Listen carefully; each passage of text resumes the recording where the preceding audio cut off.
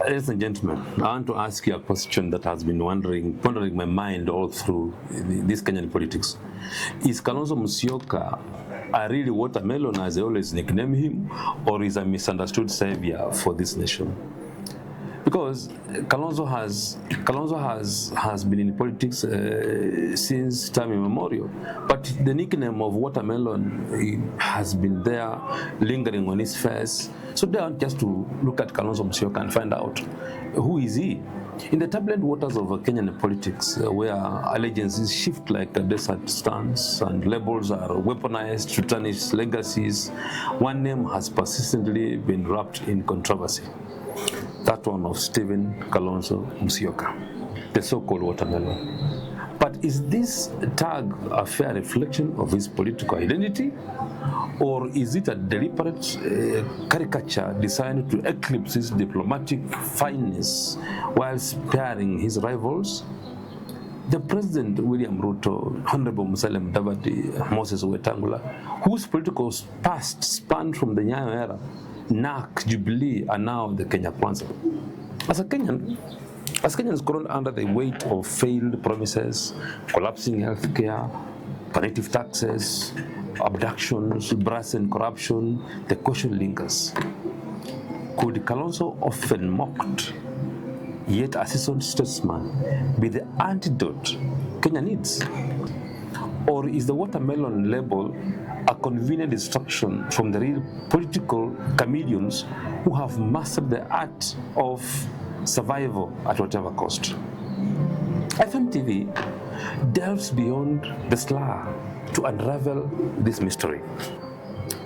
Is Kalonzo truly a flip-flopper, or is he in fact the steady diplomat Kenya craves for? Ladies and gentlemen, welcome to FMtv, your lens into Kenyan political battlefield, where truth isn't just reported, it is dissected. Tonight we'll tear apart labels, expose double standards, and ask the hard questions. But before we dive in, don't just watch, engage, smash that like button, hit the subscribe and ring the notification bell. Stay ahead of the game, because in this era of spin and propaganda, staying ahead informed isn't optional, it is survival. I was once taught in Sunday school that strategy of a qualified liar is his possession of a rich memory at his disposal. FMtv has come up with the following opinion in relation to the future presidential marking scheme. That Kenyan, from our own research or opinion, that Kenyans require a diplomat to address the dissenting voice, which will bring value and dignity to our country. We at FMtv have sat down and looked at what Kenya requires as our next president. What kind of a person fits the office of our next president? We realize that Kenya requires a diplomat who will fix our diplomatic ties, which are on the verge of wallowing the miasma of irreparable animosity.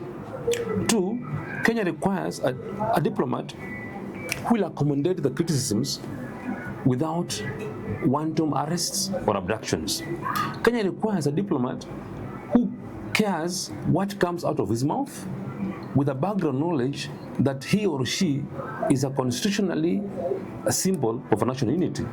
Kenya requires a diplomat who realizes that being the president is not being self-contained to monopolize ideas and impose to Kenyans his or her personal opinions to rule. Kenya requires a diplomat who has a sense of or empathizes and sympathizes with the taxpayers, but not one with a locus appetite to persuade and lead them dry. Kenya requires a diplomat who realizes that words are curative, particularly when they come from a senior political figure. This saves them from reminiscing the colonial brutality. Kenyans require a diplomat who is not perfect, but above 80% free from any corruption links, to help fix this nation from being auctioned under heavy borrowing, which only helps certain individuals. Fellow countrymen, do we need, if you look at the current politicians Do we need rocket science to identify one amongst us with such a demeanor to be the next tenant of the house on the hill? Who is this man Kalonzo, known as a watermelon? Kalonzo, as a human being and a politician, possesses both faces. To paraphrase the late Michael Kijana Wamalwa's statement, we have a Kalonzo mania and a Kalonzo phobia. Those who love Kalonzo will follow him and describe him as a family man, a true Christian, a senior counsel, and a renowned diplomat. They describe him as a man who measures and approximates and estimates well each and every word that comes out of his mouth. They describe him as a man whose patience and self-sacrifice is unmatched, particularly in the circumstances when he decided to support Raila Odinga more than 2 times. Besides that, his diplomatic ability and prowess was envisaged when he particularly played a pivotal role in achieving peace in Sudan and beyond. So, however, those who hate him unfoundedly call him watermelon. Yes, watermelon is a fruit. It's an appetizer, and it is equally very medicinal. Those who call him watermelon are the ones flirting with the government of the day without pointing out any ills. FMtv agrees that this nation needs a cure with a diplomatic injection that can be found in the person of Stephen Kalonzo Musyoka. I'll advise him to realign himself with like-minded people and achieve the leadership of this country. For more of such wonderful content, please like and share and subscribe to empower others to make an informed opinion. I rest my case.